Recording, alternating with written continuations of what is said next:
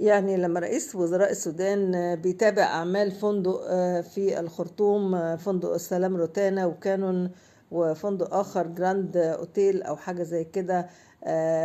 يعني ده معناه إن البلد آمنة، لأن مش معقولة هو بيقول إحنا بنعمل السعة الفندقية عشان ضيوف البلاد، فباب أولى أهل البلاد. ولا ايه؟ ولا هو لما يبقى الناس هتستقبل ضيوف البلاد وهو اهل البلاد اصلا مشردين بره لاجئين؟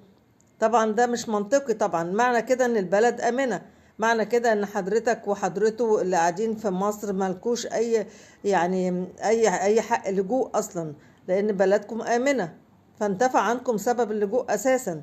مش كده ولا ايه؟ بدل ما تروحوا تشتكوا مصر في الامم المتحدة وتقولوا ان مش عاجبكم الضيافة، مش عاجبكم قصدي حقوق اللاجئين مش واخدينها ومش عارفة، انت اصلا ما انت ما بقتش لاجئ، انت ارجع بلدك.